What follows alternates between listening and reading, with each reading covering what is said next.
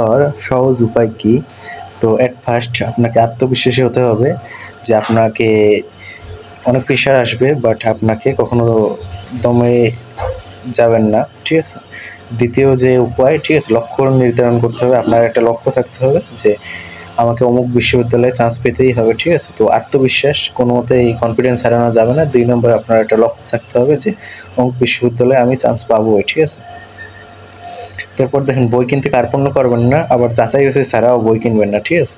তো দেখা যায় যে বিভিন্ন বই দেখা যায় এখানে ওখানে বিভিন্ন জায়গায়, লাইব্রেরিতে বা আপনার সোশ্যাল মিডিয়ায়, চাইলে সবগুলো বই কিনবেন না, ঠিক আছে? আপনার ভালো হয় যে বিভিন্ন যে অনলাইনে পিডিএফ বইগুলো পাওয়া যায়, ওগুলো যদি পড়তে পারেন ভালো হয়। তারপর আপনি নিজেই বুঝবেন যে কোন বইটা ভালো।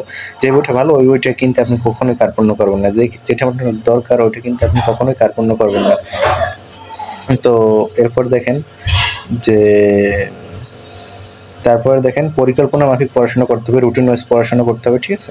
যেমন একটা পরিকল্পনা আমাদের নাহিদ ভাই যে বললো যে আপনার দেখেন যে ২ মাস সাবজেক্ট ওয়াইজ বইগুলো শেষ করতে হবে ২ মাসে, ঠিক আছে? আপনার যতগুলো বইগুলো রিডিং, ঠিক আছে, দাগানো বই যেটাকে বলে, সে লাল সবুজ কালি দিয়ে দাগানো বইগুলো শেষ করতে হবে। তারপর আপনার বইয়ের যে এমসিকিউগুলো আছে এগুলো শেষ করতে হবে। তারপর আপনার যদি রিটেনের প্রস্তুতি নেন, ওই বইয়ের মধ্যে যত রিটেন আছে, ঠিক আছে, একটা ভালো বই কিনে ওই রিটেনগুলো আপনার কিন্তু শেষ করতে হবে, ঠিক আছে? আর ম্যাথগুলো না দেখে প্র্যাকটিস করতে হবে, ঠিক আছে? আবার থিওরিগুলো যদি পারেন মুখস্থ করাই ভালো, বা বুঝে বুঝে ভালো করে পড়তে হবে, ঠিক আছে? এই সলভ করতে হবে, প্রথমে বই সলভ করতে হবে, বই ভালো করে পড়তে হবে, মেন বই। তার পরের ১ মাস কী করবেন আপনি?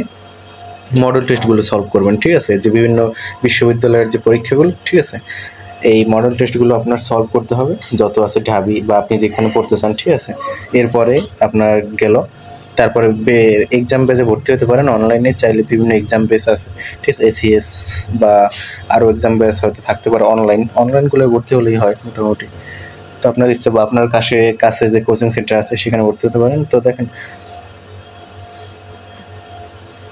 আবার কোন বিশ্ববিদ্যালয়ে কী কী নোটিশ দিল সেগুলো সম্পর্কেও আপনার জানতে হবে। তারপর দেখেন, পরীক্ষা দেওয়ার পূর্বে একটা প্রস্তুতি করুন যে আপনি টিকিটটা আগে থাকতে কেটে রাখতে হবে। তারপর আপনার কোথায় আছে ওইটা জানতে হবে, ঠিক আছে, আপনার কেন্দ্র। তারপর দূরে কোথাও পরীক্ষা দিতে গেলে আপনার হলে থাকার ব্যবস্থা আছে কিনা, বা আপনার নিকটাত্মীয় থাকলে তাদের কাছে ফোন দিতে হবে, তারা আর হয়তো থাকার ব্যবস্থা করে দেবে।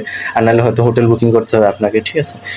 তো দেখেন, ২-১টা বিশ্ববিদ্যালয়ে পরীক্ষা দিলেই কিন্তু আপনাকে হবে না, ঠিক আছে? আপনাকে অনেকগুলোকে অ্যাপ্লাই করে রাখতে হবে। যেমন চান্স পাওয়া কিন্তু অনেক কঠিন বিশ্ববিদ্যালয়গুলোতে, ঠিক আছে? তো এই ভুলটা আপনারা মোটেও করবেন না।